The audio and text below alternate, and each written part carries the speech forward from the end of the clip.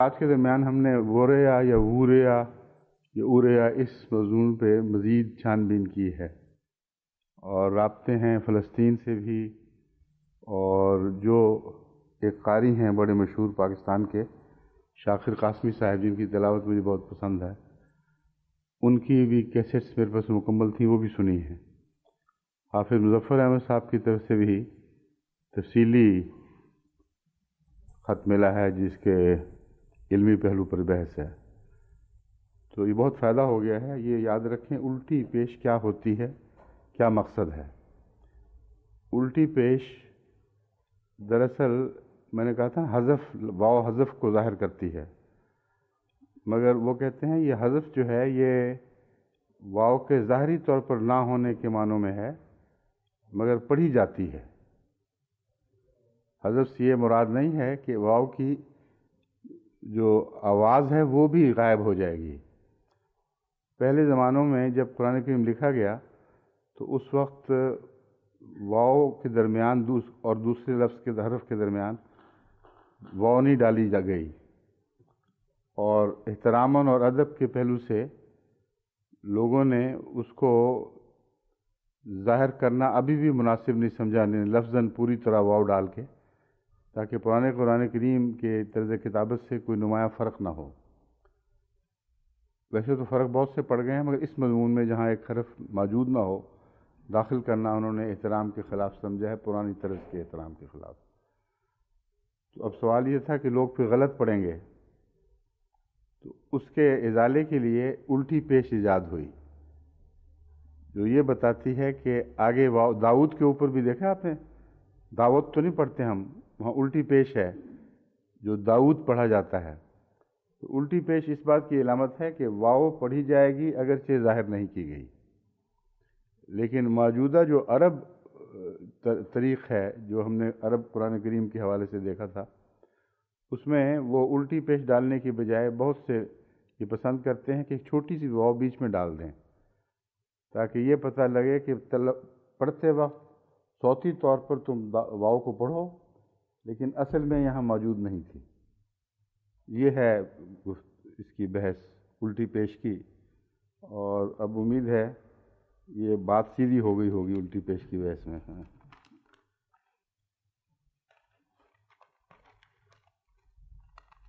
ایک میں کل جو بتا رہا تھا کیمیکل چینجز کے متعلق سمندر کے اندر، اس سلسلے میں ایک دلچسپ بات میں بتانا چاہتا تھا جو بھول گیا تھا۔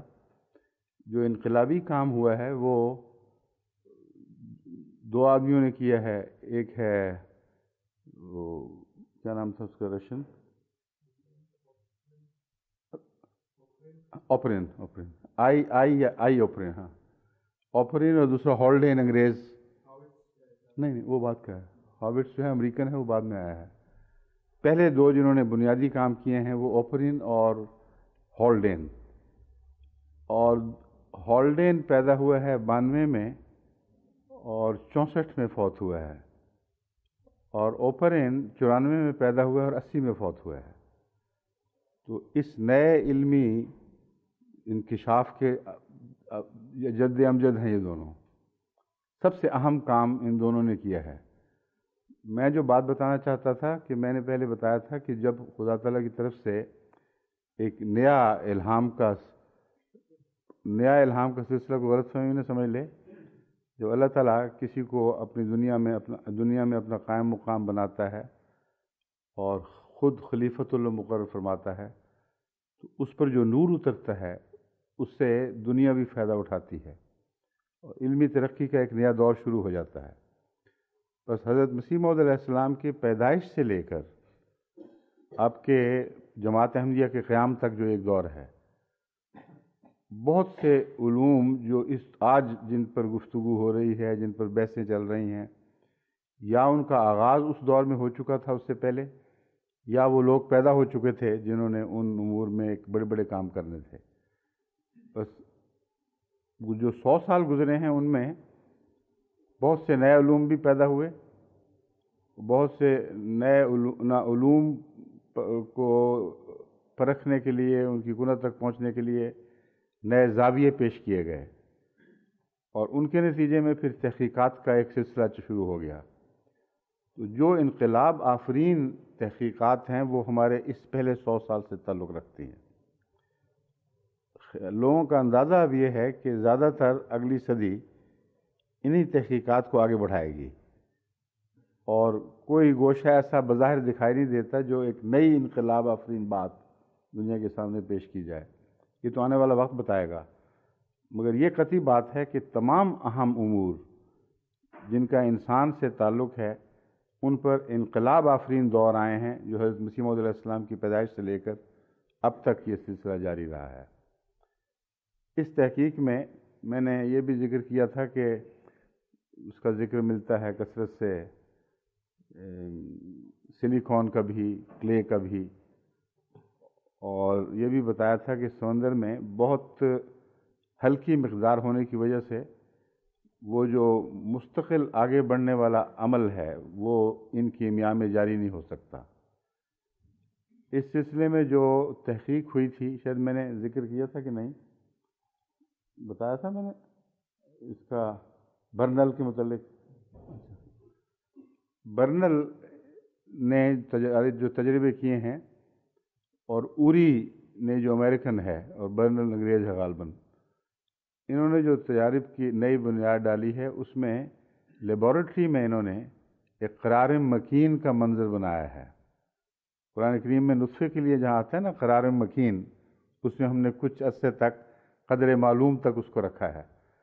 تو انہوں نے پرانے زمانے کا تصور کر کے کہ یہ فضا ہوگی، یہ چیزیں اویلیبل ہوں گی، زندگی کے جو جراثیم ہیں ہر قسم کے وہ مارنے کے بعد کہ ان کا بیچ میں دخل نہ رہے، خالصتاً ان آرگینک کیمیکل سے اور ان میٹل سے جو وہاں موجود تھی اس زمانے میں، ان گیسوں سے جو اس زمانے میں موجود تھیں، تقریباً وہی پروپورشن بنائی جو سمندر میں پائی جاتی ہے، لیکن اس میں پھر کچھ تبدیلیاں بھی کی۔ ایک چیز جو اس سے پتہ لگی ہے وہ یہ ہے کہ مسلسل بمبارڈمنٹ کے نتیجے میں انہوں نے جو کیمیکل تبدیلیاں دکھائی ہیں ٹیوبس کے اندر، ان سے 35 امینو ایسڈز نکلے ہیں جو آگے زندگی کی اینٹیں بنانے میں مفید ثابت ہو سکتے تھے۔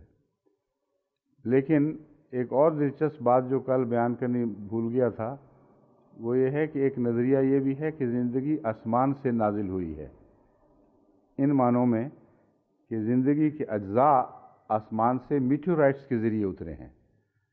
چنانچہ ایک یہ تحقیق ابھی سب جاری ہے، ابھی کوئی حرف آخر اس پر نہیں ہوا، لیکن جو بھی قدم اٹھ رہے ہیں قرآن کریم کی تائید میں اٹھ رہے ہیں، یہ ہے بات جو خاص طور پر پیش نظر رکھنے کے لائق ہے۔ اس میں انہوں نے جو میٹیورائٹس کے نمونے لیے اور ان میں تحقیق کی تو پتہ چلا کہ وہ جو پریمورڈیل سوپ سمندر کا تھا، اس میں جو اجزاء انہوں نے اندازہ لگایا تھا کہ بجلی کے کوندوں سے خود بخود بن سکتے ہیں، وہ قریباً اسی نسبت سے آسمان سے گرنے والے پتھروں کے بعض پتھروں کے اندر موجود پائے گئے، لیکن ان کے اندر لیبارٹری سے تیار کردہ 35 امینو ایسڈز کے مقابل پر 52 امینو ایسڈز پائے گئے، یعنی اس کی بہت زیادہ مقدار میں پہلے ہی زندگی کے آثار باہر شروع ہو چکے ہیں کہیں۔ وہ کیمیکلز آگے بڑھیں یا نہیں بڑھیں اس میں تو ابھی سائنسدان کی رسائی نہیں ہے، مگر یہ کہتے ہیں کہ بعض ہو سکتا ہے وہاں سے مادہ اترا ہو اور کسی جگہ کنسنٹریٹڈ حالت میں پایا جائے۔ یہ ساری جو بحث ہے اس کو چھیڑنے کی وجہ وہ آیت بنی ہے جس کے متعلق میں نے ذکر کیا تھا کہ ہمیں مسنون کا بھی ذکر ملتا ہے اور جان کا بھی ذکر ملتا ہے۔ اللہ تعالیٰ فرماتا ہے وَلَقَدْ خَلَقْنَا الْإِنسَانَ مِنْ صَلْصَالٍ مِنْ حَمَإٍ مَسْنُونٍ، کل فخار کی بجائے من صلصال من حمإ مسنون والجان خلقناہ من قبل من نار السموم، اور جن کو ہم نے اس سے پہلے خلقناہ من قبل من نار السموم، آگ سے جو آگ کی تند ہوائیں ہیں ان سے پیدا کیا ہے۔ ناری ہواؤں سے پیدا کیا ہے یا سخت گرم ہواؤں کی آگ سے پیدا کیا ہے، یہ ترجمہ بنے گا۔ یہ جتنی بحثیں اٹھائی گئی ہیں اس میں یہ بھی ذکر ملتا ہے کہ بعض بیکٹیریا اس سے پہلے موجود تھے۔ جو برکس بنتی ہیں زندگی کی، ڈی این اے، وہ تو بہت کمپلیکیٹڈ، بہت زیادہ ترقی یافتہ صورت ہو جائے جب کیمیا کی تب بنتی ہیں۔ آغاز کی بحث صرف ہو رہی ہے یہاں۔ آغاز کی بحث میں جب انہوں نے تحقیقات کی ہیں تو پتہ چلتا ہے کہ بعض بیکٹیریا جو آگ سے براہ راست گرمی لیتے تھے وہ پہلے سے موجود تھے، اور پری مورڈیل سوپ جو سمندر میں تھا وہ اس وقت تک آگے ترقی کر ہی نہیں سکتا تھا جب تک گاڑا نہ ہو، کیونکہ وہی سائنسدان جس کا میں نے ذکر کیا برنل مثلا، وہ کہتا ہے کہ یہ ریورسیبل پروسیس جاری رہے گا، اور اگر یہ جاری رہے تو یہ زیادہ امکان ہے کہ جو کچھ حاصل ہوا وہ ہاتھ سے جاتا رہے اور بھی ادنا درجے کی کیمیا پیدا ہونے شروع ہو جائیں، مگر کنسنٹریشن ضروری ہے۔ تو خدا تعالیٰ نے ہمیں مسنون میں کنسنٹریشن کا بتا دیا ہے کہ ہم نے جو پیدا کیا ہے وہ کنسنٹریٹڈ مادے سے پیدا کیا ہے۔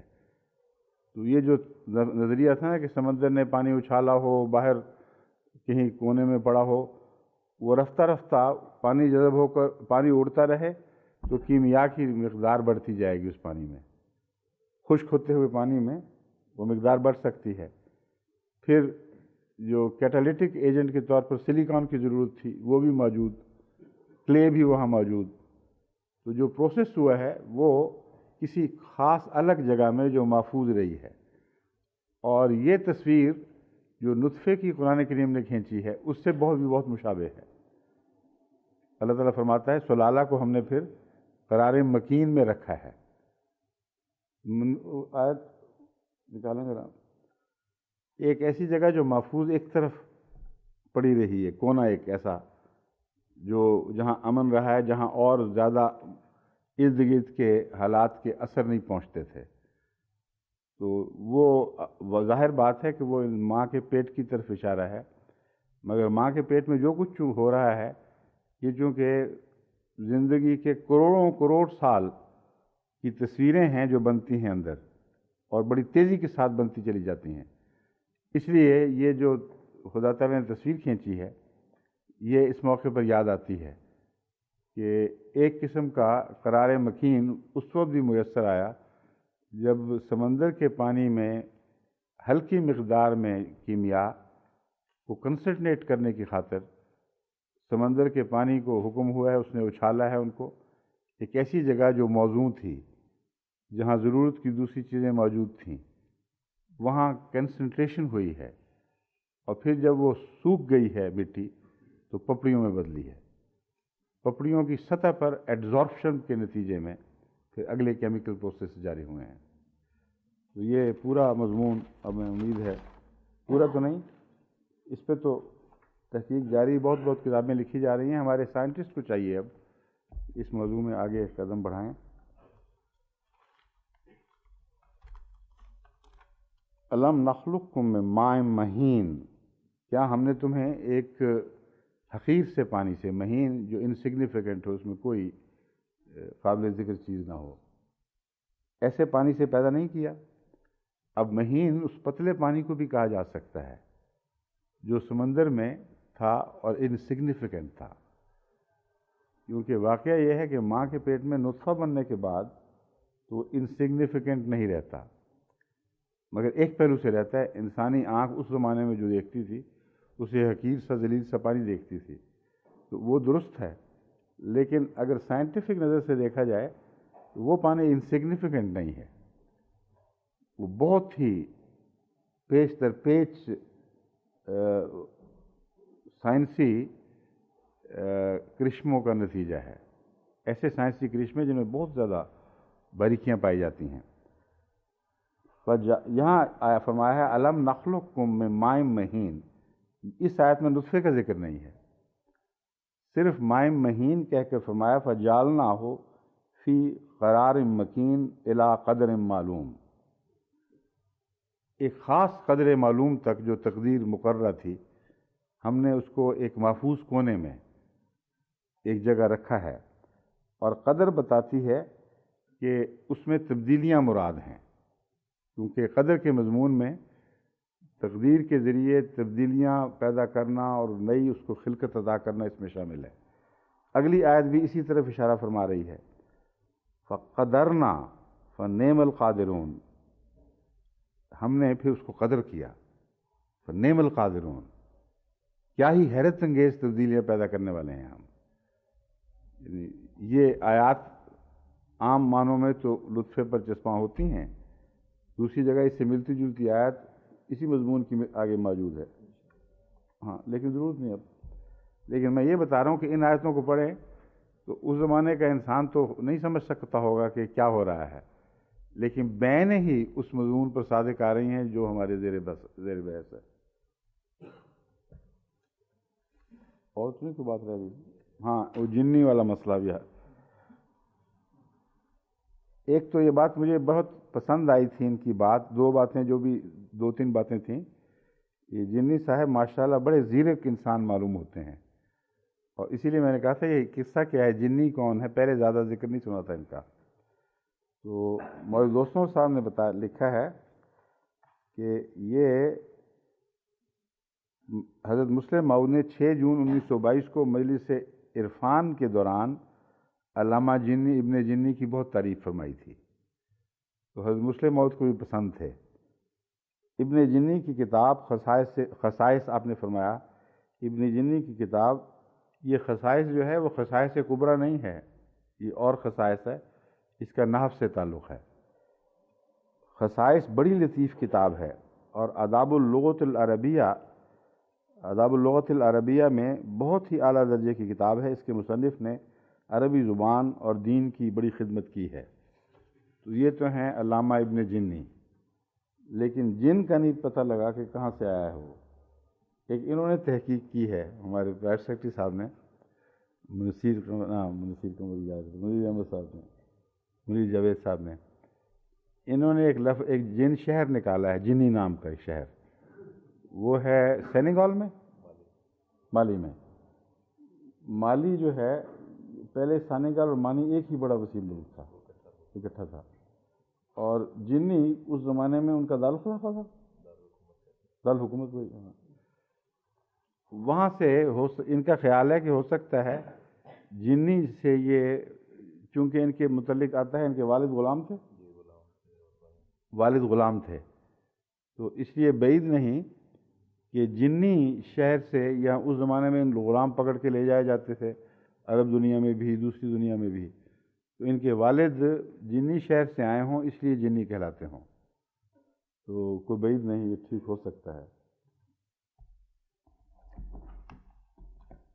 اعوذ باللہ من الشیطان الرجیم، بسم اللہ الرحمن الرحیم، لا یغرنک تقلب الذین کفروا فی البلاد، متاع قلیل ثم مأواہم جہنم وبئس المہاد۔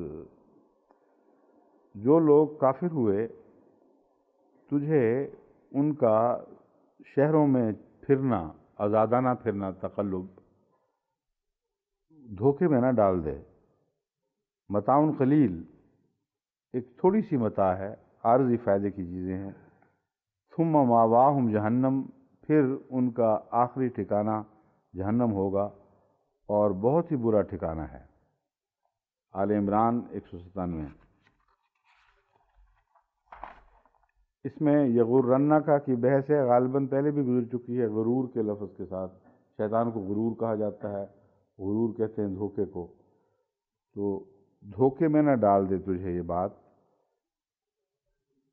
یعنی غلط نتیجہ نہ نکال بیٹھو، یہ مراد ہے۔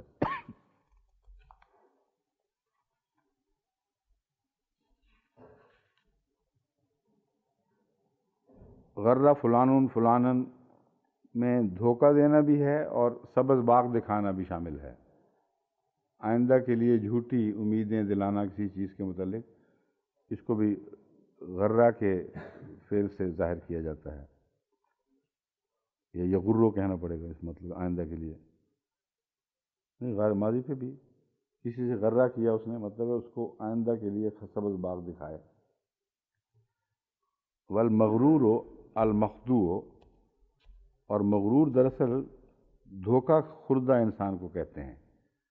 اس لیے یہ بھی ایک دلچسپ بات ہے کہ جو مغرور ہیں ان کے نام کے اندر ہی ان کا دھوکہ داخل ہے، سوائے اس کے کہ اللہ اپنے مرتبوں کے علم کے نتیجے میں ایک بڑائی کا دعویٰ کرے، کسی کو حق نہیں ہے تکبر کا، اور تکبر نام ہی دھوکے کا ہے۔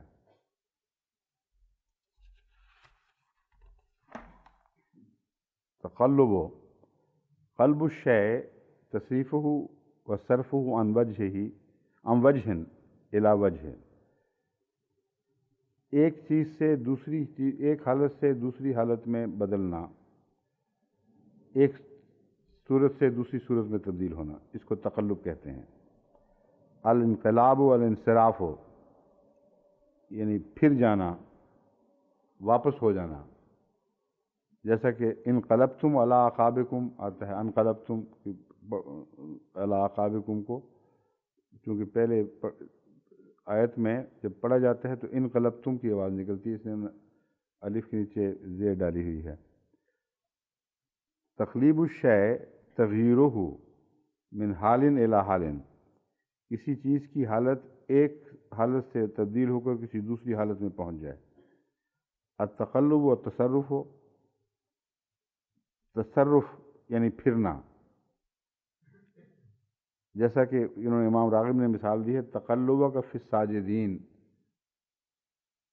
رجل قلب حول کثیر التقلب والحیلت، بہت زیادہ پھرنے والا، تدبیر کرنے والا شخص، اس کو کہتے ہیں رجل قلب، یعنی بہت ہی وہ پھرتا ہے، بہت تدبیریں کرتا ہے، مفردات راغب۔ تقلب قلبہ یقلب قلبا حولہ عن وجہہ، اس کی حالت تبدیل کر دی۔ قلب الردا، چادر الٹ دی۔ قلب الارض، کھیت زمین میں ہل چلائے اور الٹ پلٹ کر دیا اس کو۔ تقلب الشیء تحول عن وجہہ، اس کی حالت غیر کر دی، تبدیل کر دی، ہو کر دی نہیں ہوگی یہاں تو، یہ تقلبہ جو ہے لفعل، اس میں ہونے کا معنی پایا جاتا ہے، اور تحولہ میں تبدیل ہو گئی، کسی کی حالت تبدیل ہو گئی، حالت غیر ہو گئی، دونوں جگہ لفظ تقلبہ آئے گا۔ وہ شے تقلب کر گئی، تحول عن وجہہ، تقلب عن فراشہ، وہ پہلو بدلتا رہا، علی فراش، اپنے بستر پر پہلو بدلتا ہے، اس کو بھی تقلب کہتے ہیں۔ ہوا یہ تقلب فی اعمال السلطان، امور سلطانیہ کے بجاوری میں وہ بہت دوڑتا پھرتا رہا۔ قلب اللہ فلانا الیہ توفاہ، قلبہ جب کہا جاتا ہے اللہ نے فلاں کو قلب کر لیا تو مراد ہے اس کو وفات دے دی۔ یہ باقی ساری صورتیں قرآن کریم کے حوالے میں سے پیش کی گئی ہیں، غریب القرآن نے یہ سب حوالے اکٹھے کیے ہیں، ان کی تفصیل میں جانے کی ضرورت نہیں ہے۔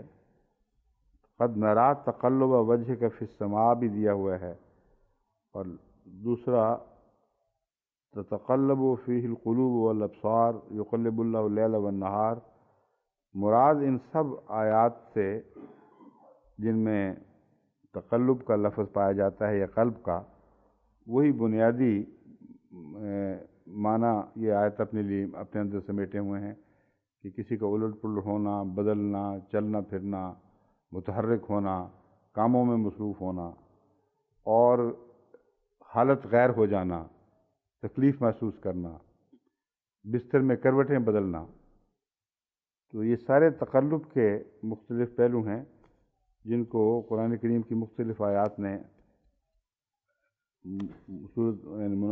اس کے جو بھی موقع محل کے مطابق ضرورت تھی اس کے مطابق استعمال فرمایا۔ المتاع و المنفعت، المتاع اصل میں منفعت کو کہتے ہیں، مگر ایسا فائدہ جو عارضی ہو اور روزمرہ کی چیزوں میں جو انسان لطف اٹھاتا ہے اس کو متاع، ان چیزوں کو متاع کہتے ہیں۔ مگر سونا چاندی وغیرہ کو متاع نہیں کہا جاتا، پہلے میں بیان کر چکا ہوں۔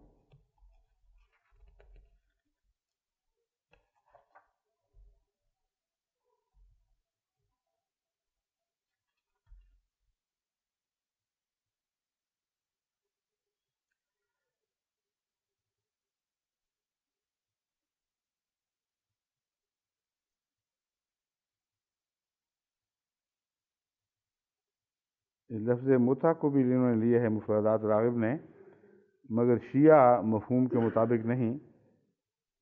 یہ روشنی ڈالی ہے کہ لفظ متع کا جو لفظ آتا ہے کہیں کہیں اس کا کیا معنی ہے اصل میں۔ متع اس مال کو کہتے ہیں جو باقاعدہ شادی شدہ عورت کو طلاق دے کر اس کی جو عدت کی کا زمانہ ہے اس کے خرچ کے طور پر دیا جاتا ہے۔ تو یہ جو لفظ متع ملتا ہے بعض احادیث میں بھی، بعض دوسری جگہ، جس سے شیعوں نے ایک متع کا ایک نیا عقیدہ بنا لیا ہے۔ حضرت امام راضی لفظ متاع کے اندر اس کا ذکر اس طرح کر دیتے ہیں، امام راغب راضی نے امام راغب، کہ وہ مسئلہ بھی ساتھ ہی حل ہو جاتا ہے۔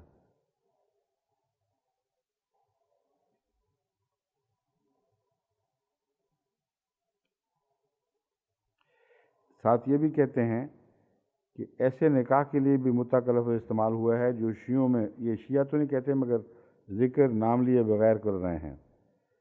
یشارط المیرۃ بمال معلوم یوتیھا الی اجل معلوم فاذا قضى الاجل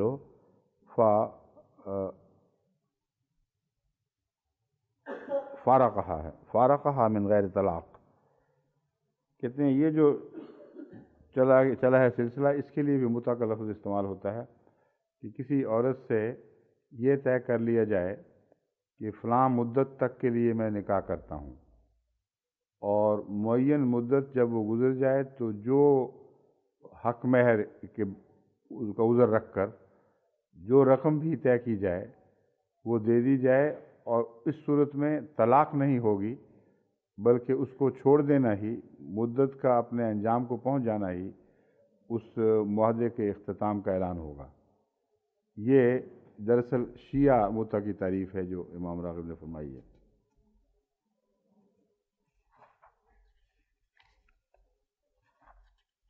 المہاد، المہد اس چیز کو کہتے ہیں جو بچے کے لیے تیار کی جاتی ہے۔ فی المہد وکہلا آتا ہے نا قرآن کریم میں، فی المہد صبیہ بھی ہے۔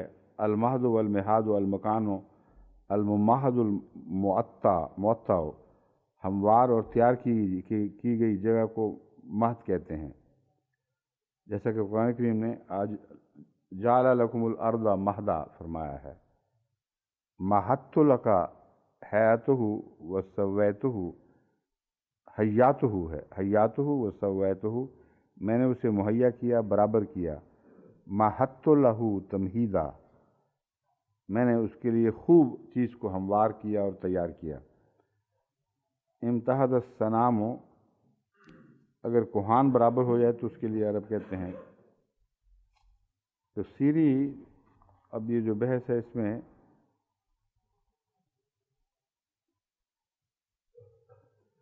عام طور پر یہ بحث اٹھی ہے تمام تفاسیر میں کہ کیا مراد ہے، کون کافر ہیں جن کے متعلق یہ ذکر ملتا ہے، کافر ہیں، مشرک ہیں، کون لوگ ہیں۔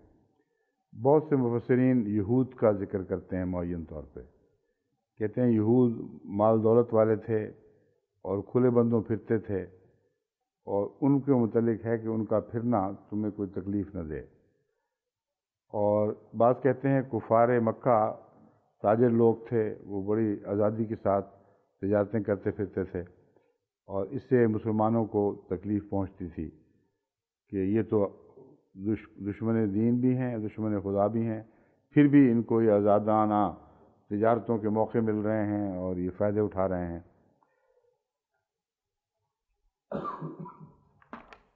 بس اس کے وہ جو تکلیف تھی اس کے ازالے کے لیے اور ان کے ظاہری عیش و عشرت کی حقیقت کھولنے کی خاطر اللہ تعالیٰ نے گویا یہ کلام فرمایا ہے۔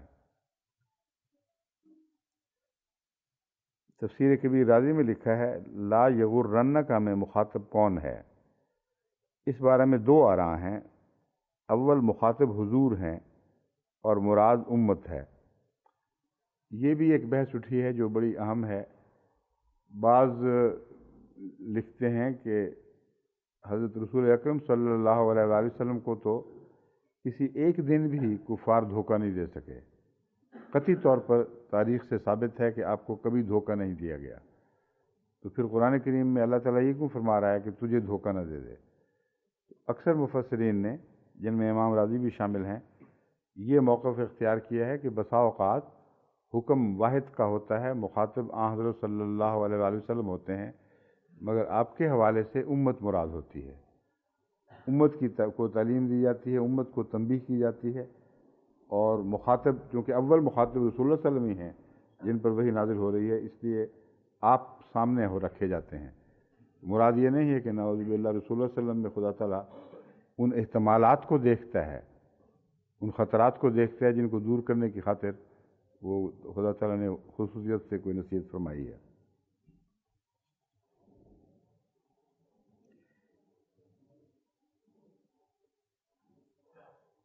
ایک موقف امام راضی نے یہ بیان کیا ہے کہ قتادہ کہتے ہیں کہ دراصل رسول اللہ صلی اللہ علیہ وآلہ وسلم اس لیے دھوکے سے بچے تھے کہ اس قسم کی آیات کثرت سے نازل ہوتی تھیں جہاں کفار سے متنبع کیا جاتا تھا۔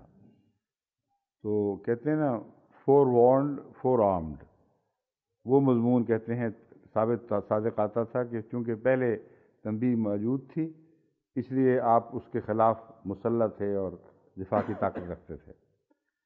وہ کہتے ہیں اس آیت کا اس مضمون کا ثبوت اس آیت میں ملتا ہے وَلَوْلَا ثَبَّتْنَاكَ لَقَدْ كِدتَّ تَرْكَنُ إِلَيْهِمْ شَيْئًا قَلِيلًا، کہ اگر ہم تجھے تیری تثبیت نہ کرتے، تجھے ثبات قدم عطا نہ فرماتے اور تجھے سنبھالتے نہ، تو ہو سکتا ہے کہ تو کچھ نہ کچھ رفتہ رفتہ ان کے موقف کی طرف سرکتا جاتا، بس اللہ تعالیٰ نے تجھے ہمیشہ سنبھالے رکھا ہے۔ اس آیت کا یہ ترجمہ یہ کرنا کہ تنبیہیں دے کر کے سنبھالا ہے، میرے نزدیک درست نہیں ہے، کیونکہ ثبت نامے وہ آسمان سے جو ثبات قدم اترتا ہے، وہ اپنے موقف پر پوری طرح قائم رہنے کے لیے جو دلوں کو قوت عطا ہوتی ہے وہ مراد ہے، وارننگز نہیں ہے۔ تو وہاں وارننگز کی بحث ہے، اس کی تائید میں یہ آیت پیش کرنا درست نہیں ہے۔ آن حضرت صلی اللہ علیہ وآلہ وسلم کے لیے جو دھوکے سے مقابلہ ہے اس میں ثبات کا کوئی دخل ہی نہیں ہے۔ غور کر کے آپ دیکھیں کہ دھوکے کا تعلق فراست سے ہے، ثبات قدم سے نہیں ہے، اور دھوکے کے نتیجے میں پھر بعد میں قدم ڈگمگاتے ہیں اور انسان لغزش کھاتا ہے۔ تو یہ آیت ہے، یہ ثبات قدم سے تعلق رکھنے والی آیت ہے۔ دھوکے کا جواب یہ ہے کہ اللہ تعالیٰ نے آن حضرت صلی اللہ علیہ وآلہ وسلم کو وہ نور عطا فرمایا تھا جو خوب اچھی طرح لوگوں کو پہچانتا تھا، مومنوں کو بھی، منافقوں کو بھی، کافروں کو بھی، ان کی پیشانی کی علامتوں سے آپ پڑھ لیتے تھے۔ اس لیے یہ نور فراست تھا جس کے متعلق اللہ تعالیٰ فرماتا ہے کہ مومن اللہ کے نور سے دیکھتا ہے، بس اس میں ثبات قدم کے مضمون کا کوئی تعلق نہیں ہے۔ ثبات قدم ہوتا ہے دشمنوں کی یلغار کے نتیجے میں، دشمنوں کے ایسی دھمکیوں کے نتیجے میں جس سے معلوم ہوتا ہے کہ اب مسلمانوں کے، ان مومنوں کے قدم اکھڑ جائیں گے، وہ غالب آ جائیں گے، ان کی تالیاں اور ان کا شور و غوغا اور خطرناک حملے، یہ چاہتے ہیں ثبات قدم کو۔ یہ دھوکہ نہیں ہے، تو کھلم کھلا حملے ہیں اور جڑیں اکھیڑنے کی کوشش کی جا رہی ہے۔ اس کے جواب میں اللہ تعالیٰ فرماتا ہے کہ اگر ہم تجھے تیرے قدموں کو مضبوط نہ کرتے۔ اب اس میں ایک حصہ ابھی باقی ہے گفتگو بحث کا کہ نتیجہ پھر یہ کیوں نکالا، لَتَرْكُنُوا إِلَيْهِمْ شَيْئًا قَلِيلًا، اس کے باوجود اس میں دھوکہ مراد نہیں ہے۔ اگر ہم تجھے ثبات قدم عطا نہ فرماتے تو تو رفتہ رفتہ ان کی طرف سے رکھ جاتا۔ یہ امر واقعہ یہ ہے کہ محض دھوکے کے نتیجے میں لوگ اپنے دین سے سرکہ نہیں کرتے، بلکہ غیر معمولی رعب میں آ کر خوف زدہ ہو کر بھی لوگ رفتہ رفتہ اپنے دینی موقف سے سرکنے لگتے ہیں۔ ہم نے پاکستان میں کئی جگہ دیکھا ہے وہ جماعتیں جہاں تربیت پوری نہیں تھی، جہاں کئی لحاظ سے بعض کمزوریاں پہلے ہی پائی جاتی تھیں، کئی لوگ تھے جو نہ کبھی چندوں میں نہ روزمرہ کی تنظیموں میں، اور اکثر مرتد ہونے والے بے نمازی تو تھے ہی۔ مرتدوں کی تعداد زیادہ نہیں ہے، مگر جتنی بھی ہے سارے عرصے میں اگر 1000 بھی آپ کہہ لیں تو تمام تر وہ ہیں جن کی تحقیق میں نے کروائی تو پتہ چلا کہ ان میں ایک بھی جماعت سے تعلق میں مخلص نہیں تھا۔ پہلے ہی وہ کنارے پر زندگی بسر کرنے والے تھے، اور ان میں سے ہر ایک میں اخلاقی خرابیاں پائی جاتی تھیں۔ نمازوں کے باغی، چندے کبھی ادا نہیں کیے، دھوکے بازیوں میں ملوث، کئی قسم کی شرارتیں۔ جب دباؤ ان پر پڑا ہے تو یہ سرکنے کے لیے تیار بیٹھے تھے، پھر سرک کے ان کی طرف جا ملے، کیونکہ اس وقت ان کا اصل ظاہر ہو گیا کہ ہم تو دنیا دار لوگ ہیں، خام خواہ ایک دیندار جماعت کا لبادہ اڑا ہوا ہے۔ اب یہ بھی بڑی دلچسپ بات ہے کہ ایسے لوگ ان کے پاس جاتے ہیں جن کو اللہ ثبات قدم عطا فرماتا ہی نہیں، جن کو عطا فرمائے وہ سرک ہی نہیں سکتے، اور سب سے زیادہ ثبات قدم اس کو ملتا ہے جو ہر وقت خدا کے سامنے رہتا ہے۔ بس حضرت صلی اللہ علیہ وآلہ وسلم کو جو ثبات قدم نصیب ہوا ہے وہ خدا کے حضور دن رات کی ہر لمحہ کی حاضری سے ہوا ہے۔ جب ایک قوی طاقتور حلیف یا مددگار یا سرپرست کی موجودگی کا احساس ہر وقت رہے، اس وقت انسان کے لیے سرکنے کا سوال ہی کوئی نہیں۔ اس لیے یہاں بھی یہ مراد نہیں ہے کہ کوئی غیر معمولی دو وقت آتے تھے، رسول اللہ علیہ وسلم کے اوپر ایک قسم کا ایک زلزلہ سا طاری ہو جایا کرتا تھا اور اللہ سنبھالنے کے لیے ثبات قدم عطا کرتا تھا۔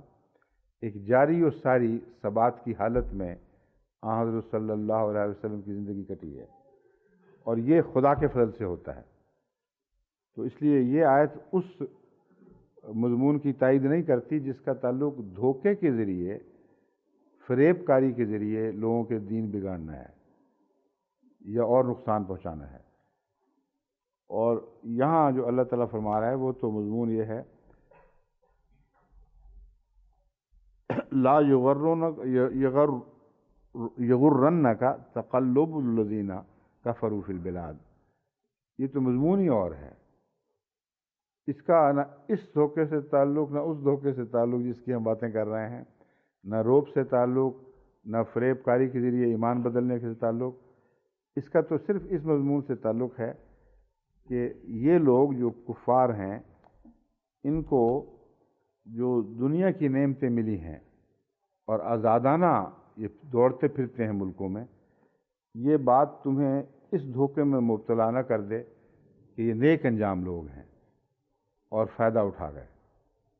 اور یہاں بھی یہ درست ہے کہ مخاطب حضرت صلی اللہ علیہ وآلہ وسلم ہے، لیکن تنبیہ امت کو ہے۔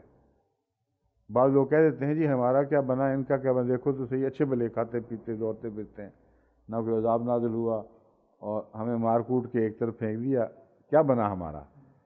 یہ آوازیں بعض کمزور ایمان والوں کی طرف سے بعض دفعہ ابتلا کے بعد اٹھا کرتی ہیں۔ ان کا جواب ہے، اول تو اس کا تعلق صرف اس زمانے سے نہیں، کیونکہ جو سیاق و سباق ہے آیات کا وہ اسلام کے مستقبل کی بھی خبر دے رہا ہے، اور مستقبل کی عظیم شان ترقیات کے اوپر بھی روشنی ڈال رہا ہے۔ بس اس کے دو بطن، وہی دو بطن جو میں پہلے بیان کر رہا ہوں، پیش نظر رکھ کر اگر اس کی تشریح کی جائے تو یہ بنے گا کہ یہ لوگ جو کافر ہونے کے باوجود دنیاوی نعمتوں سے مالا مال ہیں اور آزادانہ زندگی بسر کر رہے ہیں، ان کے اس کیفیت سے تجھے دھوکہ نہ ہو، یہاں دکھ نہ پہنچے کا ذکر ہے ہی نہیں، کیونکہ وہ جو کیفیت ہے جو مفسرین بعض بیان کر چکے ہیں غلطی سے، اس میں تو مسلمانوں کے دل کی بہت چھوٹی حالت دکھائی جاتی ہے کہ کسی کو اچھی حالت میں دیکھ لیا تو غم اور تکلیف سے دل بیٹھ رہا ہے اور غصہ آ رہا ہے اور جلن پیدا ہو رہی ہے کہ وہ کیوں اچھی حالت میں، ہم کیوں نہیں۔ یہ وہ کیفیت نہیں ہے جو صحابہ سے تعلق رکھتی ہو، نفسیاتی لحاظ سے بھی صحابہ سے اس کیفیت کا تعلق ہو نہیں سکتا تھا، کیونکہ جنہوں نے خود اپنے ہاتھوں سے اپنی نعمتیں قربان کر دی ہوں، اپنی جائیدادوں سے منہ موڑ لیا ہو، گھروں سے نکالے گئے ہوں جن کا ذکر پہلے آ چکا ہے، اور بے انتہا قربانیاں دی ہوں، وہ بعد میں یہ حسد شروع کر دیں کہ یہ کوئی اچھی حال میں ہے۔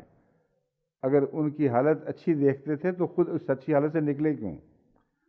تو دنیا کی نعمتوں سے محرومی کے نتیجے میں جو حسد اور تکلیف کا مضمون ہے، اس کا اس آیت سے کوئی دور کا بھی تعلق نہیں ہے۔ مراد صرف یہ ہے اسلام کے نیک انجام اور ان کے بد انجام کی بحث تھی۔ یہ نظر نہ آئے تجھے کہ یہ اسکاٹ فری ہو گئے ہیں یہ لوگ، یعنی ہر قسم کی باز پرس سے بالا اور اس سے بچ کر آرام سے زندگیاں بسر کر رہے ہیں، اور جو انقلاب ہم چاہتے تھے ہم نے آنکھوں سے نہیں دیکھا، یہ مراد ہے، اس میں حسد کا کوئی سوال نہیں۔ اس کا جواب میں ہے متاع قلیل، یہ تو تھوڑا سا فائدہ ہے اور دشمن کو اتنا فائدہ بھی نہیں لینے دو گے۔ یہ تو اگر ایسا ہو تو اس میں دل کو بڑھانے کے لیے اور دل میں مزید وسعت پیدا کرنے کے لیے ایک مضمون ہے۔ فرمایا کہ ان کا تمہارا انجام تو ہم نے بتا دیا ہے، جنت ہے اور دائمی طور پر وہاں تم زندگی کی ہر مزے لوٹو گے، اور ان کا انجام ہم تمہیں یہ بتا رہے ہیں کہ یہ تھوڑی سی زندگی ہے، تو اس دنیا میں تھوڑی سی زندگی کے مزے بھی ان سے چھیننے کا سوال نہیں ہونا چاہیے، کرنے دو ان کو، آخر ان کا انجام جہنم ہے جو دائمی طور پر ایک سزا کی کیفیت ہے۔ تو حالت ان کی قابل رحم ہے ہر پہلو سے، نہ قابل رشک ہے نہ قابل فکر ہے۔ قابل فکر ان کے لیے ہونی چاہیے، تمہارے لیے نہیں ہے، کیونکہ ان کا عارضی انجام جو ہے وہ ان کے لیے مزید دکھ کا موجب بنے گا۔ وجہ یہ ہے کہ اگر اس دنیا میں بھی روتے پیٹتے کٹی ہو اور آخرت میں بھی، تو موازنہ اتنا نہیں ہوتا۔ ایک آدمی جو بیچارہ پہلے بھی غریب تھا، بعد میں بھی غریب رہا، اگلی نسلیں بھی غریب رہیں، ان کو وہ تکلیف نہیں ہوتی جو ایک اچھے کھاتے پیتے گھر کے حالات بگڑنے کے نتیجے میں اگلی نسل کو ہوتی ہے۔ وہ موازنہ کرتے رہتے ہیں، یہ تھا ہمارے پاس، یہ تھا ہمارے پاس، یہ تھا، اب یہ بھی نہیں، وہ بھی نہیں، وہ بھی نہیں۔ تو یہ جو موازنہ ہے یہ بھی ایک سزا ہے۔ اس لیے اللہ تعالیٰ نے اس کا یہ جو میں بات بیان کر رہا ہوں یہ قرآن کریم سے ثابت ہے، یہ مجھے کوئی فرضی بات منسوب نہیں کر رہا۔ قرآن کریم جہنم میں داخل کرتے وقت فرماتا ہے ذُقْ اِنَّکَ أَنْتَ الْعَزِیزُ الکریم، اب چکھ اس مزے کو، تو بڑا معزز، بہت ہی نعمتوں میں پلا ہوا اور بڑی عزتوں والا انسان ہے۔ تو یاد کرایا ہے کہ وہ عارضی زندگی جس کی خاطر تو نے اس دنیا کو تج دیا، اس دنیا کو اپنے ہاتھوں سے کھو دیا، وہ یہ تھی، اب تمہاری کریمی اور تمہاری عزت ساری کہاں گئی؟ تو یہ جو موازنہ ہے یہ عذاب کو اور زیادہ تیز کر دیتا ہے۔ بس متاع قلیل ہے، اس کے بعد تم اس متاع قلیل سے بھی ان کو محروم دیکھنا چاہتے ہو، جبکہ وہ دراصل عذاب ہی کا حصہ ہے، اور عذاب میں اضافے کا موجب بنے گی، نہ کہ اس خیال سے عذاب میں کمی آئے گی۔ اب وہ لوگ جو اچھے حال سے برے حال میں جاتے ہیں، ان کے اچھے حال کی یادیں ان کو کوئی بھی فائدہ نہیں پہنچاتی، روتے ہی رہتے ہیں اور تکلیف بڑھتی ہے۔ جو برے حال سے اچھے حال میں جاتے ہیں ان کی موجیں ہی موجیں ہوتی ہیں، وہ یاد کرتے ہیں ہنستے ہوئے، کبھی ہمارا یہ حال تھا، ہمیں 2 وقت کی روٹی میسر نہیں تھی، یہ حال تھا، ہم لفٹوں کے لیے انگلیاں اٹھاتے پھرتے تھے، اور اب خدا نے کھانے دیے، گھر دیے، موٹریں عطا کیں وغیرہ وغیرہ، تو وہ بعد کی تبدیلی ان کے حالات کو اور زیادہ اچھا بنا کے دکھاتی ہے۔ تو اس لیے یہ وہ موازنے ہیں جو اس میں پیش نظر ہیں۔ دوسرا بطن اس کا یہ ہے کہ آئندہ زمانے کی خوشخبریاں ہیں۔ اللہ تعالیٰ فرماتا ہے یہ لوگ جو دوڑتے پھریں گے اور کامیابیاں حاصل کریں گے، شہروں میں اور ملکوں میں ان کی آزادانہ جد و جہد اور زمین دنیا پہ قبضے کرنا، یہ تجھے تکلیف نہ پہنچائے، کسی قسم کا یعنی غلط فہمی میں مبتلا نہ کرے۔ وجہ اس کی یہ ہے کہ آن حضرت صلی اللہ علیہ وآلہ وسلم کو قرآن کریم ہی میں ان قوموں کے عروج کی خبریں دی گئی تھیں، اور بڑی وضاحت کے ساتھ دی گئی تھیں، یہاں تک کہ یاجوج ماجوج کی شکل میں ان کو موج در موج تمام دنیا پر قابض دکھایا گیا۔ تو ایسی حالت میں کہیں یہ غلط فہمی نہ ہو کہ اس دنیا میں بھی یہ اس حالت میں یعنی ان کا انجام آخری غلبے کا انجام ہے، یہ غلط فہمی دور کرو، کیونکہ آخری غلبے کا انجام صرف اسلام کے لیے مقدر میں ہے، اور دین محمد مصطفیٰ صلی اللہ علیہ وسلم کے آخری غلبے کی راہ میں یہ کوشش، یہ ان کی ترقیات ہرگز روک نہیں بنے گی، اور جب یہ ختم ہوں گی تو متاع قلیل ہی دکھائی دیں گی، اور دنیا میں بھی ان کے لیے بعد میں ایک جہنم کا سا منظر ہوگا۔ تو واقعہ یہ ہے کہ وہ قومیں جنہوں نے بہت ترقیات کی ہیں، جب وہ ہاتھ سے جاتی رہتی ہیں تو مڑ کر دیکھتے ہیں تو متاع قلیل ہی نظر آتی ہے ان کو۔ اسپین میں دیکھیں کیا ہوا ہے مسلمانوں سے، 800 سال کی موجودگی کے بعد، جس میں سے 500 سال بڑی شان اور شوکت کی حکومت ہے، اس عرصے کے بعد جب وہ گیا ہاتھ سے تو آپ جا کے دیکھیں متاع قلیل کے سوا کچھ دکھائی نہیں دیتا، نہ تو آنن فانن آیا اور گیا، اور جو موجود ہیں وہ اب زنزناتے پھرتے ہیں۔ تو یہ کیفیت آخری مقابلے میں اس طرح نہیں ہوگی، یہ خوشخبری دی جا رہی ہے۔ آخری مقابلے میں اسلام بہرحال غالب آئے گا، اور یہ جو عارضی ان کے غلبے ہیں دنیا پر، جو دنیا داریوں کے، یہ سب ختم کر دیے جائیں گے۔ اور جہنم کا لفظ دنیا کی حالت پر بھی اطلاق پاتا ہے، اس لیے یہ ترجمہ کرنا غلط نہیں ہے، دنیا میں بھی جہنم نصیب ہوا کرتی ہے۔ اگلی آیت۔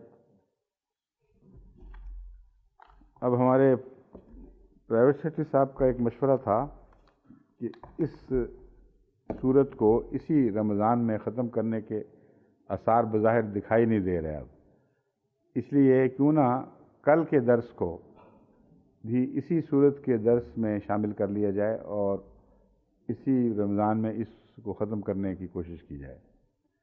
میں صرف یہ ہمارے ہاں کہتے ہیں کوئی بات کہتے ہیں حکیم نے کہا ہے تمہیں، حکیم سے مراد ایک حکمت والے کا بھی ہے۔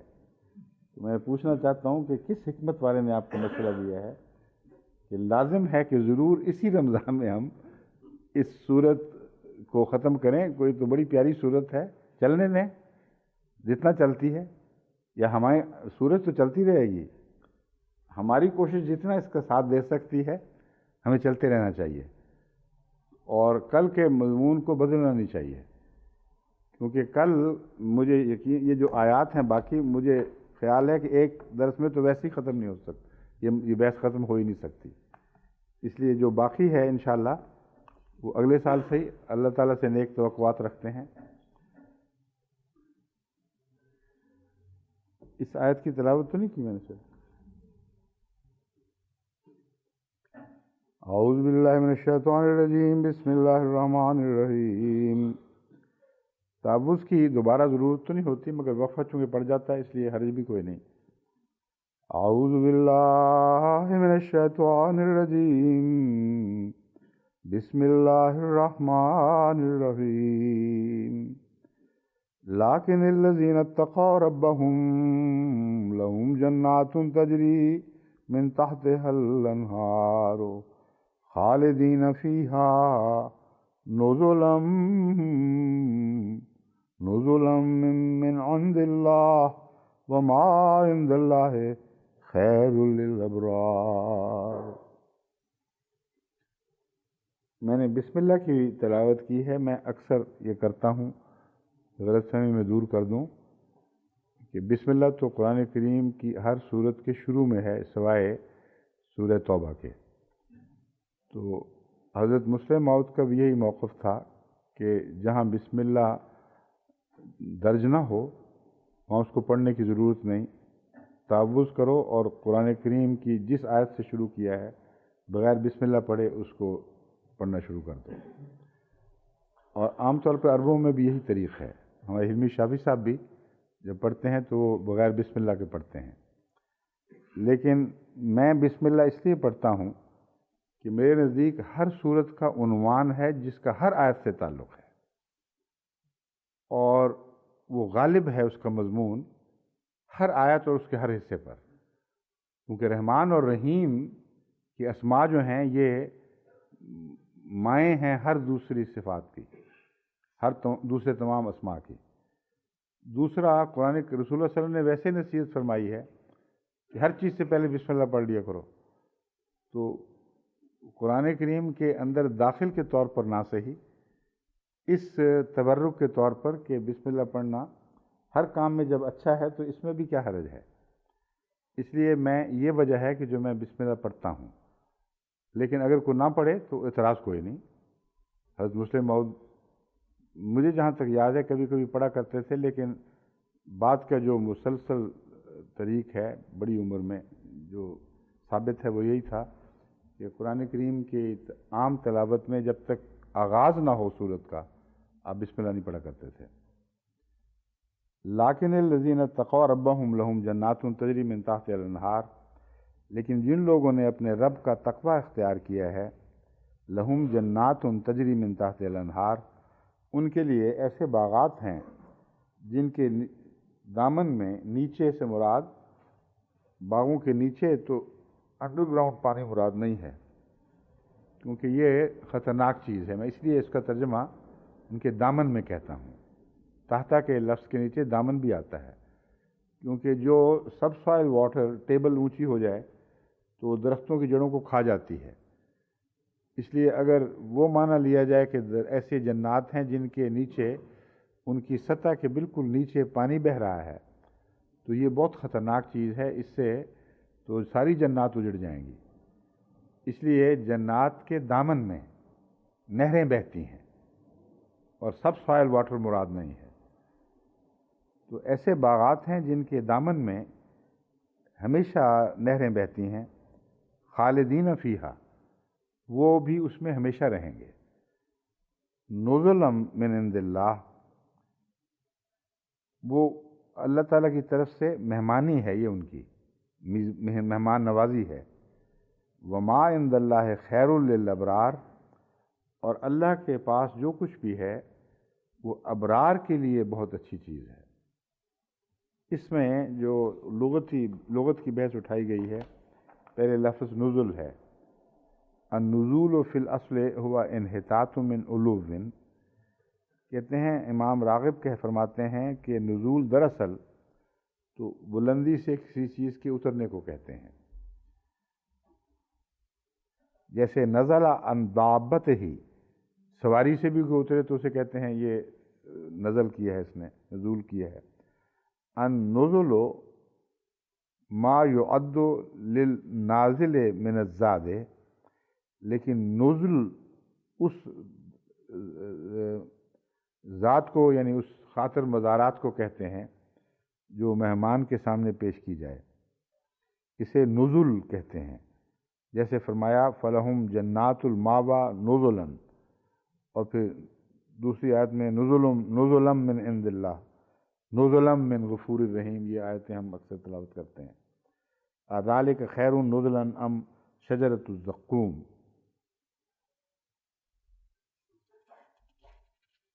نزل کیوں اسے کہا ہے، جو پیش کیا جاتا ہے اسے نزل کیوں کہا جاتا ہے؟ میرے نزدیک اس میں حکمت یہ ہے کہ مہمان کی عزت افزائی ہے،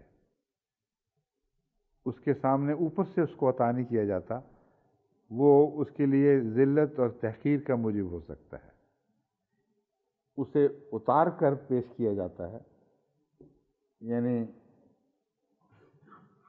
وہ جو عزت کرنے والا ہے وہ جھکتا ہے، گویا کہ وہ اس کے سامنے ایک چیز اتار کر پھر نیچے سے پیش کرتا ہے، یہ مراد ہے، اوپر سے اترتی نہیں ہے اس کے لیے۔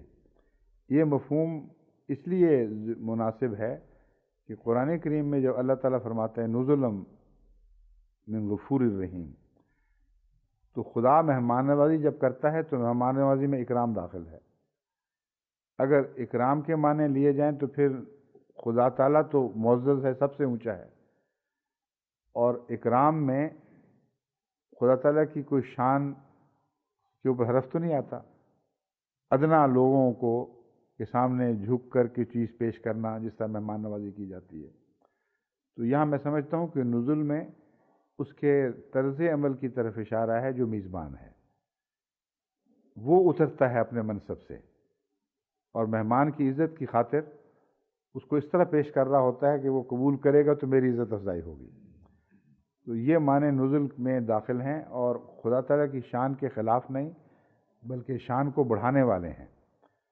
خدا تعالیٰ میں بھی اپنے بندوں کے لیے توبہ کے لیے جھکنا اور ان کی حالتوں میں نیچے اترنا، انا عند ظن عبدی بی کا مضمون یہ صاف بتا رہا ہے کہ خدا تعالیٰ خود اپنے بندوں کے لیے اترتا ہے۔ لیلۃ القدر میں خدا کا نیچے اتر آنا یہ اس کی تخفیف نہیں ہے بلکہ خدا کی اکرام کی کرم کی شان ہے۔ جتنا زیادہ انسان کسی کی خاطر اپنے اخلاق حسنہ کی وجہ سے اس کے اس طرح خاطر کرے گویا کہ وہ ایک معزز چیز ہے، تو اس کو معزز بنانے والے کی ذلت نہیں ہوا کرتی۔ تو نزول میں سمجھتا ہوں رسول وہ جو محاورہ ہے نا مہمان کی خدمت، اگر اوپر سے اتارنا مراد ہوتی ہے تو اس کے منہ پہ مارنے والی بات ہے۔ میزبان کے ایٹیچیوڈ کی طرف اشارہ زیادہ ہے، وہ اس طرح پیش کرتا ہے جیسے وہ جھک گیا ہے، اور یہی نظر آتا ہے مہمان نوازی میں، اس کی جان یہی ہے۔ نزیل مہمان کو بھی کہتے ہیں، اترنے والے کو، تو اس پہلو سے ایک ظاہری معنی بھی بن جاتا ہے کہ نزیل کے پاس سامنے جو پیش کیا جائے وہ نزل ہے۔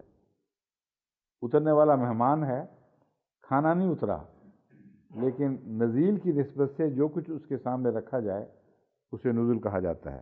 یہ تاج اقرب الموارد نے اور تاج العروس نے یہ تاج العروس نے معنی دیے ہیں۔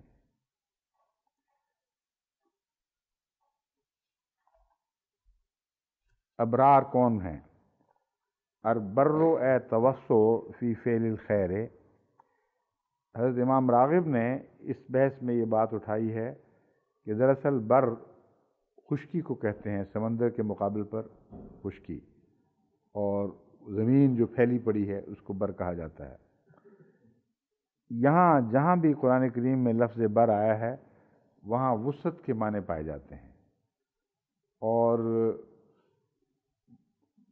ایک انہوں نے ذکر تو نہیں کیا مگر بچھنے کے معنی بھی پائے جاتے ہیں۔ چنانچہ بر کا لفظ قرآن کریم میں ماں باپ سے احسان کے لیے بھی استعمال ہوتا ہے اور خدا کے تعلق میں بھی استعمال ہوتا ہے۔ ماں باپ سے برم بوالدہ مثلا، وہ اپنے ماں باپ کے سامنے بچھا رہتا تھا، یعنی ان کی تواضع ان کی خاطر میں کوئی کمی نہیں کرتا تھا، ان کے سامنے عاجزی اختیار کرتا تھا۔ اور لیس البر ان تولوا وجوہکم والی آیت میں ولن تنالوا البر حتی تنفقوا مما تحبون، یہ وہی مادہ ہے۔ یہاں بر عمومی نیکی کے معنوں میں استعمال ہوا ہے، اور حضرت امام راغب نے بھی اس آیت کو لفظ بر کی بحث میں بھی استعمال کیا ہے۔ یعنی لفظ بر اور بر اگر مصدری حالت میں دیکھے جائیں تو ان دونوں کے معنوں میں نیکیاں داخل ہیں، عاجزی بھی داخل ہے، ماں باپ کے ساتھ احسان کا سلوک بھی داخل ہے، اور خدا تعالیٰ سے اپنے تعلقات کو استوار کرنا بھی شامل ہے۔ بس آخری معنوں میں نیکی کی ہر قسم لفظ بر اور لفظ بر کے اندر داخل ہے۔ بر اس مرد کو بھی کہتے ہیں، اس نیکوکار کو بھی کہتے ہیں جو نیکی اختیار کرتا ہے، اور نیکی کے لیے بھی بر استعمال ہوتا ہے۔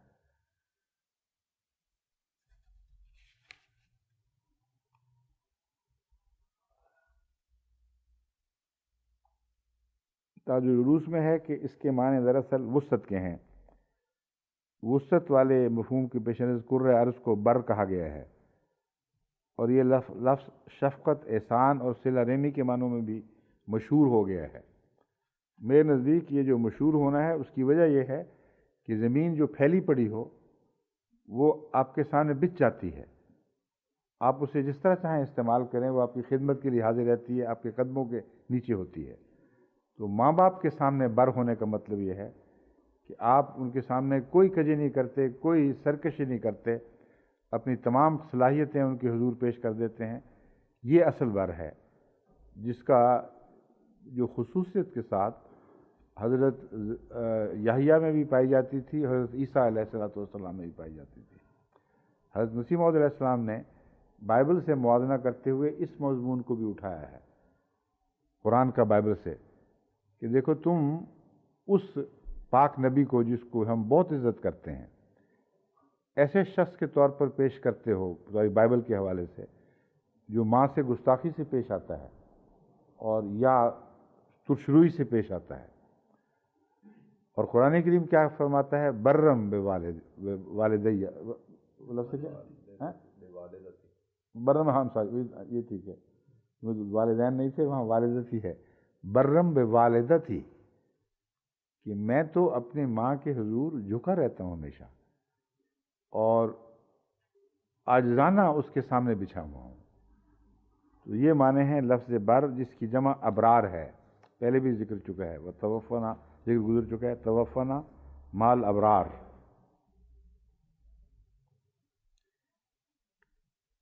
امام تفسیر ابن کثیر میں ابن کثیر کہتے ہیں کہ بر سے مراد حسن سلوک اتنا زیادہ ہے اس نیکی میں کہ یہ ترجمہ کرنا درست ہے کہ وہ شخص جس سے ادنا سا بھی ضرر کسی کو نہ پہنچے وہ بر ہے، اور ابرار اس کی جمع ہے۔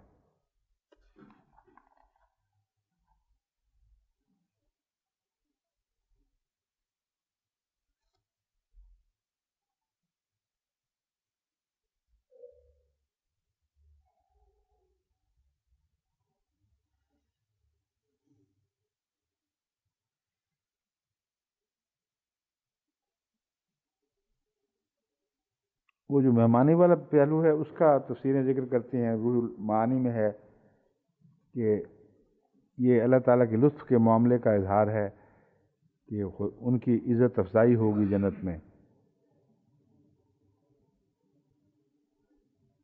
ابن مسعود سے روایت ہے کہ کسی بھی نفس کے لیے خواہ وہ نیک ہو یا بد، موت کے سوا کوئی چارہ نہیں۔ اگر وہ نفس نیک ہے تو اس کے لیے بہتر ہے، خدا تعالیٰ فرما چکا ہے وما عند اللہ خیر للابرار۔ یہ تو وہی ترجمہ ہی ہے، کوئی خاص تفصیلی پہلو تو نہیں ہے اس میں۔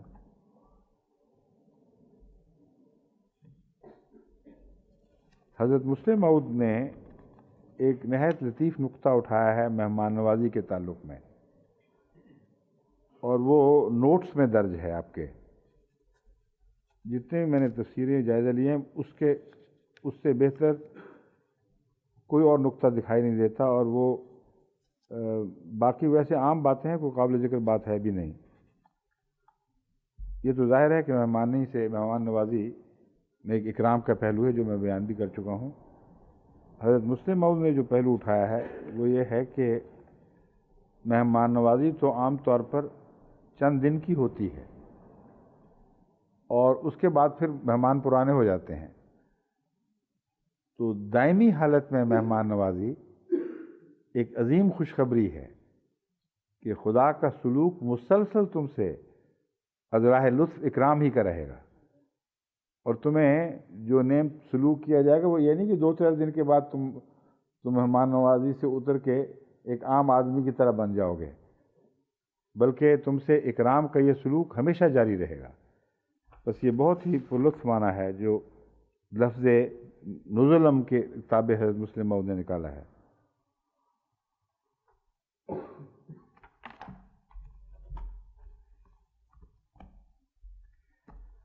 لیکن الذین اتقوا ربهم لهم جنات تجری من تحتها الانہار خالدین فیہا نزلا من عند اللہ وما عند اللہ خیر للابرار۔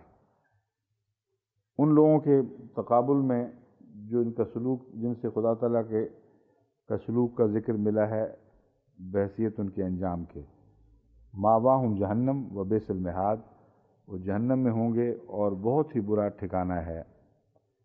یہ فرمایا وہ لوگ جو اللہ اپنے رب کا تقوی اختیار کرتے ہیں ان کے لیے جنات ہیں جن کے دامن میں نہریں بہتی ہوں گی، وہ ہمیشہ اس میں رہیں گے۔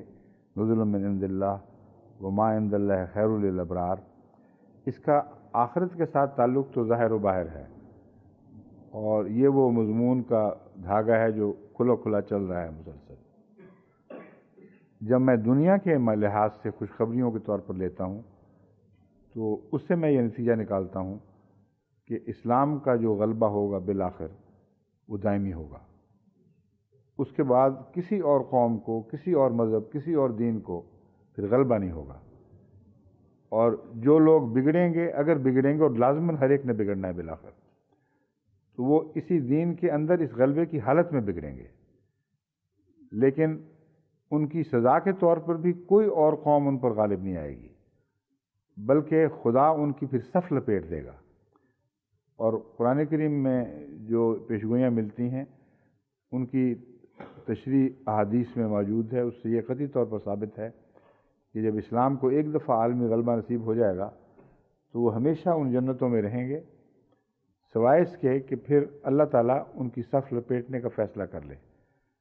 یہاں عبد کے معنی محدود کرنے پڑیں گے، یہ فرق ہے جو پیش نظر رہنا چاہیے۔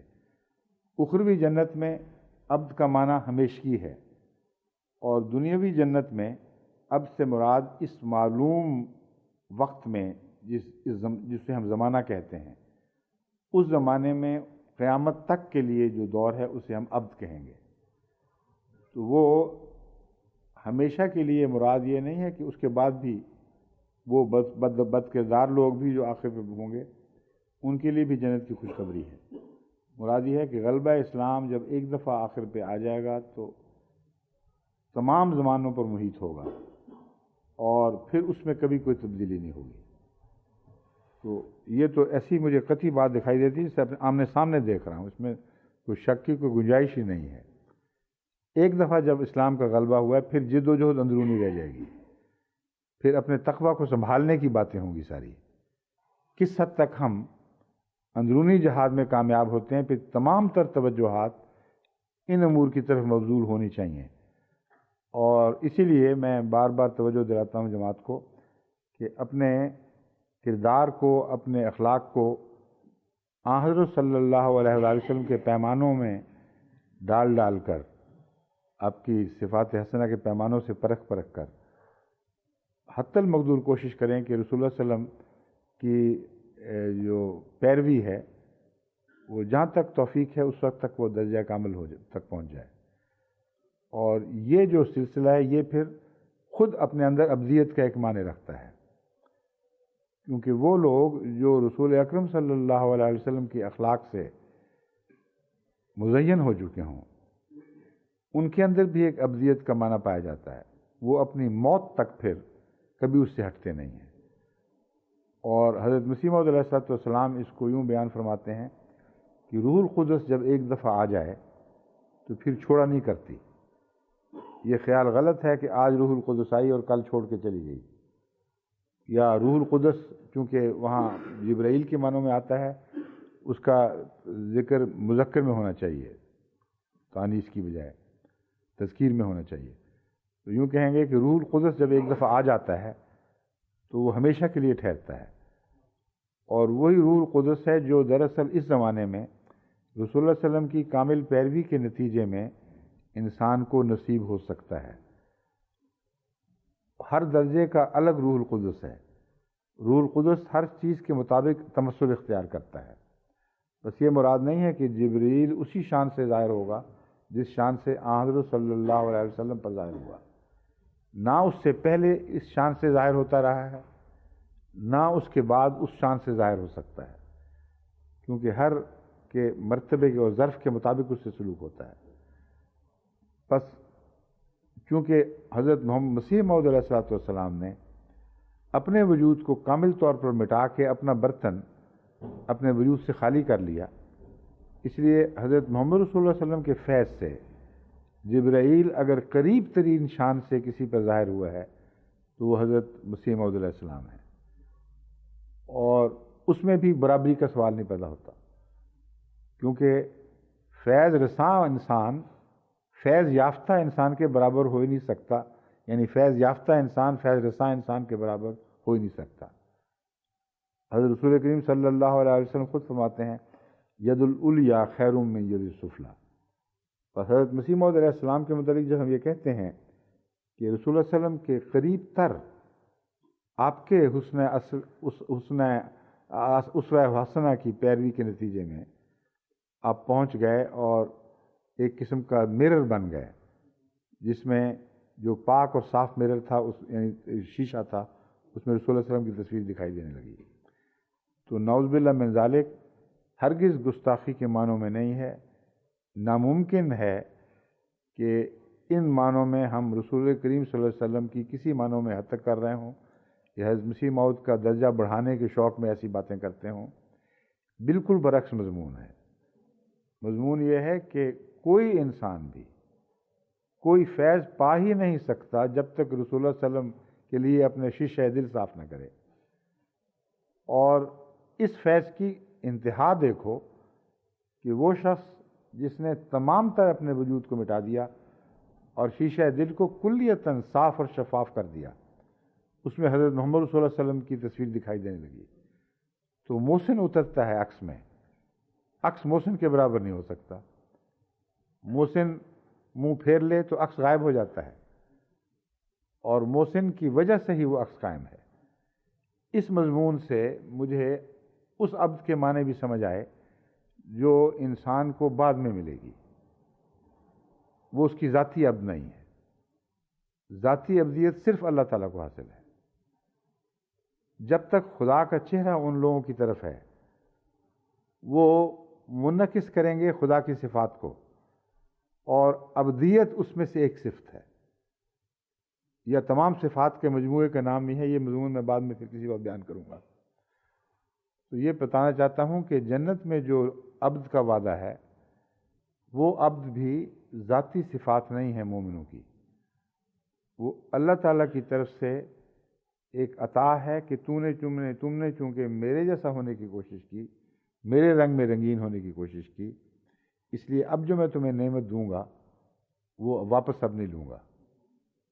کیونکہ اس دنیا میں روح القدس تم پر اترا اور تمہارے ساتھ رہا. مرنے کے بعد اس نعمت کو چھیننے کی وجہ کوئی نہیں. یہ مضمون جو ہے ایک اور آیت سے بھی کھلتا ہے جس میں اللہ تعالیٰ فرماتا ہے ان اللہ لا یغیر ما بقوم حتی یغیروا ما بانفسہم. دوسری جگہ نعمت کے ذکر میں یہی مضمون بیان فرما رہا ہے کہ کوئی نعمت بھی اللہ تعالیٰ جب دے دے تو واپس نہیں لیتا. تو مرنے کے بعد تو کوئی شرارت باقی ہو ہی نہیں سکتی. اس لیے کوئی جواز نہیں ہے کہ جو نعمت اللہ تعالیٰ کی طرف سے ایک دفعہ عطا ہو جائے اسے پھر واپس لے لے. تو اس پہلو سے بھی دیکھیں تو عبد العباد کا مضمون ہمیشگی کے معنی رکھتا ہے، واقعتاً ہمیشگی. اور دوسرے پہلو سے دیکھیں کہ خدا تعالیٰ کے حضور انہوں نے اپنے آپ کو پیش کر دیا، اس کا شیشہ بن گئے. تو خدا کی صفات کی جلوہ گری میں اس کی ہمیشگی کی صفت بھی داخل ہے. تو اس پہلو سے وہاں عبد کا مضمون چل رہا ہے. وما عند اللہ خیر للابرار، یہ اس میں تو عبد نہیں ہے، لیکن خالدین جو پہلے گزر چکا ہے اس میں عبد کا ذکر آ چکا ہے. میں اس کی بحث سے آپ کو متوجہ کر رہا ہوں کہ خلود جو ہے یہ نسبتی چیز بھی ہے، یہ دائمی بھی ہے. نسبتی اس دنیا میں ہے، دائمی مرنے کے بعد ہے. اس دنیا میں نسبتی انفرادی طور پر بھی ہے اور قومی طور پر بھی ہے۔ انفرادی طور پر ایک شخص جو خدا کا ہو جائے اور دائماً اس کا ہو جائے، اسے ابدیت عطا ہو جاتی ہے، اس دنیا میں عالم بقا میں وہ چلا جاتا ہے۔ اور ایک دفعہ میں نے اپنے ایک رویا بتایا تھا جس میں حضرت مولوی غلام رسول صاحب راجے کی کو میں غلام رسول بقاپوری کہتا ہوں، حالانکہ ابراہیم صاحب بقاپوری ہیں اور مجھے یاد ہے، لیکن میں اس کے سوا کچھ کہہ ہی نہیں سکتا رویا میں، یہی لفظ میری زبان پہ جاری ہوتے ہیں۔ اس میں نے بڑی تفصیلی بہت ہی عظیم رویا ہے توحید کے مضمون پر، لیکن آخری نتیجہ اس میں رویا میں بھی یہ سمجھتا ہوں، اور اٹھنے کے بعد جب غور کیا تو مزید روشن ہوا کہ بقا پوری کا لفظ اس لیے بتایا گیا تھا کہ یہ وہ شخص تھا جو اس دنیا میں ہی عالم بقا میں پہنچ گیا تھا، اور وہ لوگ جو زندگی میں بقا کو حاصل کر لیتے ہیں ان کے لیے ابدی جنتیں اتنی قطعی ہیں کہ ان میں کسی تبدیلی کا سوال ہی نہیں، کیونکہ جو نعمت یہاں آ کے دوام پا جائے، قیامت مرنے کے بعد اسے چھیننے کا کوئی جواز ہی نہیں رہتا، کیونکہ اللہ کی شان کریمی کے خلاف بات بنتی ہے۔ بس خالدین فیہا میں دراصل وہ نیکیاں ہیں جو مستقل ٹھہر جاتی ہیں آ کے، وہ خالد والی جنت یعنی ہمیشگی کی جنت پیدا کرتی ہیں، اور مگر اس میں اضافہ ہو سکتا ہے۔ اس لیے اللہ تعالیٰ فرماتا ہے وَمَا عِندَ اللَّهِ خَيْرٌ لِلْأَبْرَارِ، جو اللہ کے پاس اور بھی ہیں کچھ چیزیں، وہ ابرار کو جب ملیں گی تو ان کو پتہ لگے گا کہ تو اور بھی اچھی اچھی چیزیں تھیں، بس نعمتیں واپس نہیں ہوں گی، ان میں کوئی تنزل نہیں ہوگا، لیکن وہ جاری رہیں گی اور بڑھتی چلی جائیں گی، اور بعض مخفی چیزیں ان کو اور بھی عطا ہوں گی۔ غرۃ عین والی آیت جو ہے وہ نکالیں، اخفی لہم، اس میں بھی یہی اشارہ ہے ابرار والا کہ خدا تعالیٰ کے پاس مسلسل ایسی نعمتیں ہوں گی جو اہل جنت سے چھپی ہوں گی ابھی، یا نیک لوگوں سے ابھی چھپی ہوئی ہیں، اور وہ اس کا تصور بھی نہیں کر سکتے۔ ما اخفی لہم، اگر دنیا کی نیکی بھی وہی چیز ہے بین ہی جو بعد میں جاری رہے گی، تو کیا اخفاء میں ہے؟ وہ ہے اخفاء میں جو ان نیکیوں کے لطیف در لطیف نتائج خدا نے ثواب کی صورت میں رکھے ہوئے ہیں، اور وہ پھوٹتے چلے جائیں گے، اور اس کے نتیجے میں ان کو بوریت نہیں ہو سکتی، ورنہ بوریت کا مضمون داخل ہو جاتا ہے۔ اس بات پر اگر غور کریں، کئی لوگ کہتے ہیں، کئی ہمارے شعراء نے بھی اس بات پر اپنی طرف سے زبان کھولی ہے لطیفے کے رنگ میں، جو جائز نہیں، کہ ایسی جنت جہاں ہر وقت شہد، دودھ اور شراب جو بے فائدہ بے اثر وہ ملے گی، پرندے کھا کھا کے تو پھر بور ہو جائیں گے، بڑی مصیبت پڑ جائے گی، کیا فائدہ ایسی جنت کا؟ اللہ تعالیٰ یہ بتا رہا ہے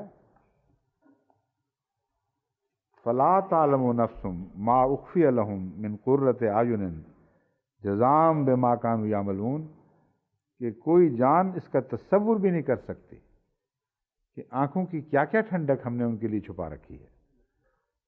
بس جنت دائمی حالت کا تو نام ہے، مگر ایک ہی حالت کے دوام کا نام نہیں ہے۔ دائمی حالت میں نئی نئی شان پیدا ہوگی خدا تعالیٰ کی، نئی نئی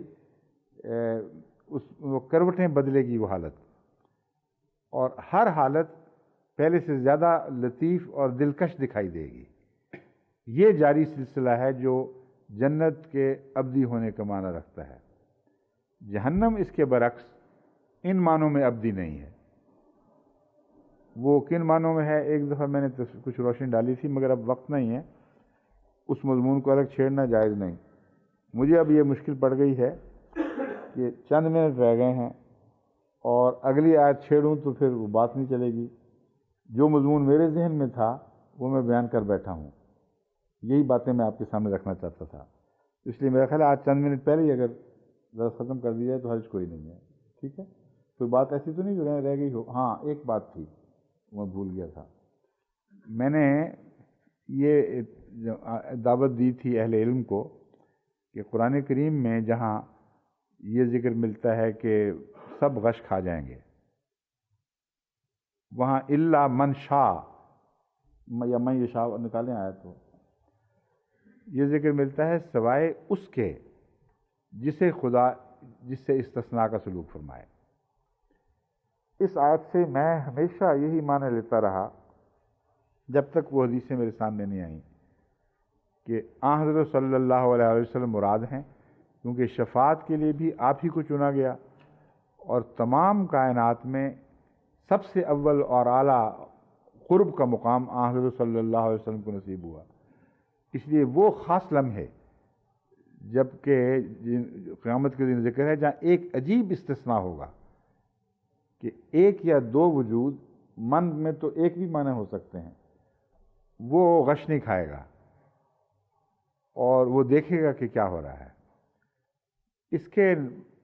اس معنی سے بعض حدیثیں محروم کرتی ہوئی نظر آتی ہیں، اور فطرت مانتی نہیں، دل مانتا نہیں، حدیثوں کو تو مانتا ہے مگر یہ نہیں مانتا کہ رسول اللہ صلی اللہ علیہ وسلم نے یہ کہا ہوگا۔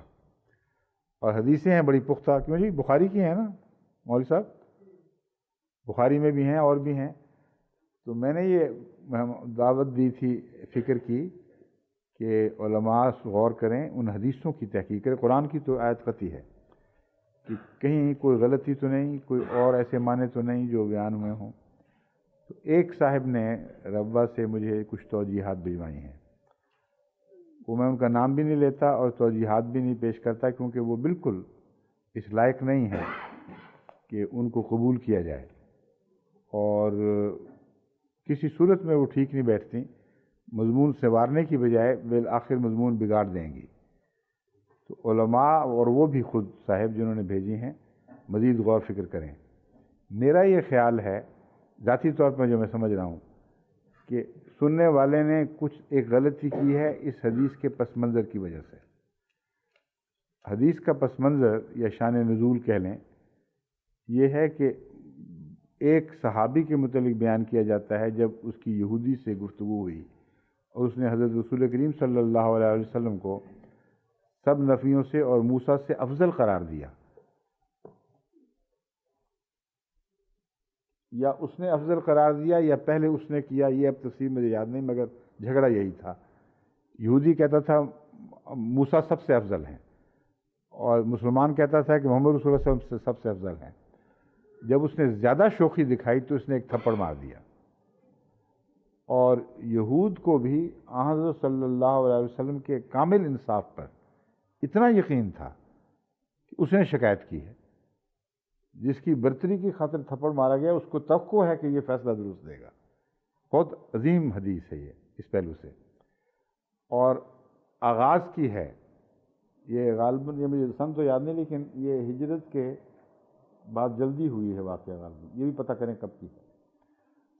تو جب اس نے کہا کہ رسول اللہ صلی اللہ علیہ وسلم نے فرمایا لا تفضلونی علی موسیٰ، مجھے موسیٰ پر فضیلت نہ دو، اور اس کے بعد یہ پھر حدیث آتی ہے،